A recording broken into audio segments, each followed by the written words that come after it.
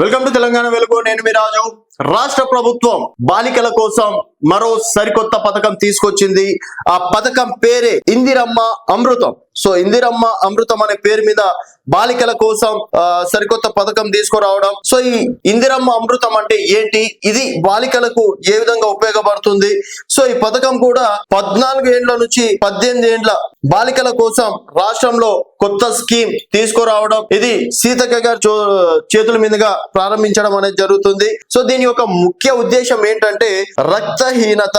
So రక్తహీనత నిర్మూలన. ఎవరైతే రక్తహీనత తోటి బాలికలు సఫర్ అవుతున్నారో దానికి సంబంధించి రక్త నిర్మూలనకు సంబంధించి పల్లి చిరుధాన్యాలతోటి చిక్కీలు, ఇప్పుడు మనం అంగన్వాడీ సెంటర్లలో చూసుకుంటాం, చిన్నపిల్లలకి గుడ్లు కావచ్చు, బాలింతలకి గుడ్లు, అలాగే పోషకాహారకు సంబంధించి కూడా వాళ్ళు పాలు ఇవ్వడం, తర్వాత చిక్కీలు ఇవ్వడం, పప్పు, కూరగాయలు కూడా అప్పుడప్పుడు ఇస్తుంటారు.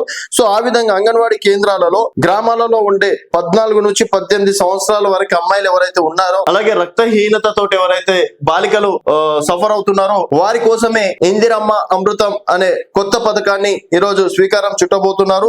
అలాగే దీనికి సంబంధించి తెలంగాణ రాష్ట్ర ప్రభుత్వం మరో కొత్త పథకానికి స్వీకారం చుడుతుంది. ఆడపిల్లలకు శక్తినిద్దాం, ఆరోగ్య తెలంగాణను నిర్మిద్దాం అనే నినాదం తోటి కౌమార బాలికలకు పోషకాహారాన్ని అందజేసేందుకు మహిళా శిశు సంక్షేమ శాఖ చర్చలు మొదలుపెట్టింది. ఇందిరమ్మ అమృతం పేరుతో కౌమార బాలికలకు పోషకాహారం అందించేందుకు పల్లి చిరుధాన్యాలతో తయారు చేసిన చిక్కీలను ప్రతి నెల అంగన్వాడీ కేంద్రాల ద్వారా ఉచితంగా పంపించేయనున్నారు.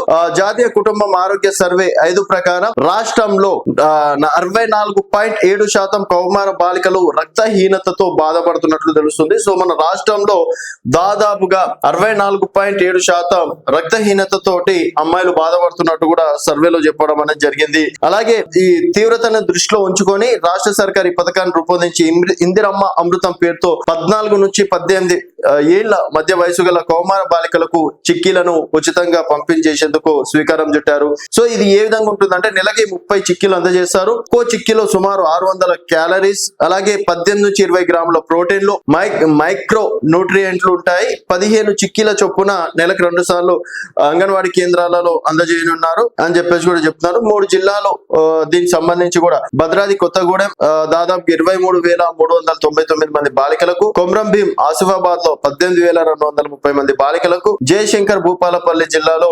8,640 మంది బాలికలకు లబ్ధి పొందనున్నారని చెప్పేసి కూడా చెప్తున్నారు. సో దీని యొక్క ముఖ్య ఉద్దేశం ఏంటంటే అంగన్వాడీ కేంద్రాలలో ఎవరైతే 14 నుంచి 18 సంవత్సరాలు రక్తహీనత తోటి అమ్మాయిలు బాధపడుతున్నారో వారికి సంబంధించి చిక్కీలు ఇవ్వాలి. సో దాదాపు ఇప్పటి వరకు రాష్ట్రంలో 64.7% రక్తహీనతతో బాధపడుతున్నారు. సో ఈ సంఖ్యని తగ్గించే ప్రయత్నం చేయాలని చెప్పేసి కూడా రాష్ట్ర ప్రభుత్వం భావించింది. సో మరి త్వరలో అంటే రేపటి నుంచి ప్రతి ఒక్క అంగన్వాడీ కేంద్రాలలో కూడా బాలికలకి ఈ పథకం వర్తింపజేస్తుందని చెప్పేసి కూడా తెలుసుకోవచ్చు. చూస్తూనే ఉండండి తెలంగాణ వెలుగు.